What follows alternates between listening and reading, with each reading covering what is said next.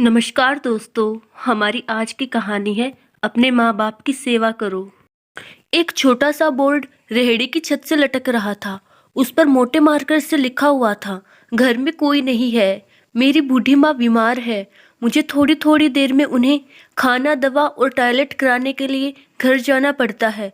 अगर आपको जल्दी है तो अपनी मर्जी से फल तोल ले और पैसे कोने के गत्ते के नीचे रख दे।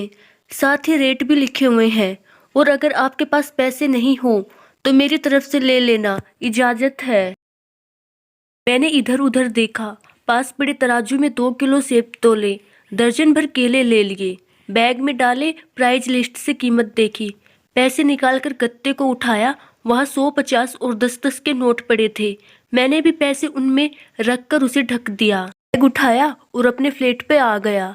रात को खाना खाने के बाद मैं और भाई उधर निकले तो देखा एक कमजोर सा आदमी, दाढ़ी आधी काली आधी सफेद, मेल से कुर्ते पजामे में रेहड़ी को धक्का लगाकर बस जाने ही वाला था। वो हमें देखकर मुस्कुराया और बोला, साहब फल तो खत्म हो गए। नाम पूछा तो बोला सीताराम। फिर हम सामने वाले ढाबे पर बैठ गए। आए आई कहने लगा, पिछले 3 साल से मेरी माँ बिस्तर पर है, कुछ पागल सी भी हो गई है और अब तो फालिज भी हो गई है। मेरी कोई संतान नहीं है, बीबी मर गई थी, सिर्फ मैं हूँ और मेरी माँ। माँ की देखभाल करने वाला कोई नहीं है, इसलिए मुझे हर वक्त माँ का ख्याल रखना पड़ता है। एक दिन मैंने माँ का पाँव दाबते हुए बड़ी नरमी से कहा, माँ तेरी सेवा करने का बड़ा ही जी चाहता है, पर जेब खाली है और तू मुझे कमरे से बाहर निकलने नहीं देती। कहती है तू जाता है तो मेरा जी घबराने लगता है।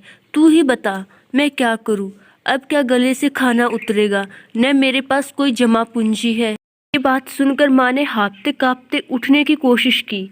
मैंने तकिए की टेक लगवाई। उन्होंने झुर्रियों वाला चेहरा उठाया, अपने कमजोर हाथों को ऊपर उठाया, मन ही मन राम जी की स्तुति की।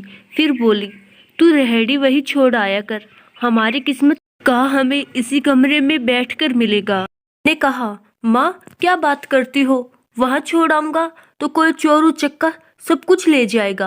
आजकल कौन लिहाज करता है और बिना मालिक के कौन खरीदने आएगा। कहने लगी, तू राम नाम लेने के बाद रेहड़ी को फलों से भरकर छोड़कर आ जा, बस ज्यादा बकबक नहीं कर। शाम को खाली रेहड़ी ले आया कर, अगर तेरा रुपया गया तो मुझे बोलियो। 2.5 साल हो गए भाई, सुबह रेहड़ी लगा आता हूँ, शाम को ले जाता हूँ। लोग पैसे रख जाते हैं, फल ले जाते हैं, एक ठेला भी ऊपर नीचे नहीं होता, बल्कि कुछ तो ज्यादा भी रख जाते हैं। कभी कोई माँ के लिए फूल रख जाता है, कभी कोई चीज। परसों एक बच्ची पुलाव बनाकर रख गई, साथ में एक पर्ची भी थी अम्मा के लिए। डॉक्टर अपना कार्ड छोड़ गए, पीछे लिखा था, अम्मा की तबीयत नाजुक हो तो मुझे कॉल कर लेना, मैं आ जाऊंगा। कोई खजूर रख जाता है, रोजाना कुछ न कुछ मेरे हक के साथ मौजूद होता है। न माँ हिलने देती है, न मेरे राम कुछ कमी रहने देता है। माँ कहती है, तेरा फल मेरा राम अपने फरिश्तों से बिकवा देता है। आखिर में इतना ही कहूंगा कि माँ बाप की सेवा करो और देखो दुनिया की कामयाबियां कैसे हमारे कदम चूमती है। आशा करती हूँ दोस्तों आपको हमारी कहानी जरूर पसंद आई होगी। ऐसी ही अच्छी अच्छी कहानियाँ सुनने के लिए मेरा चैनल सब्सक्राइब जरूर कीजिए। धन्यवाद।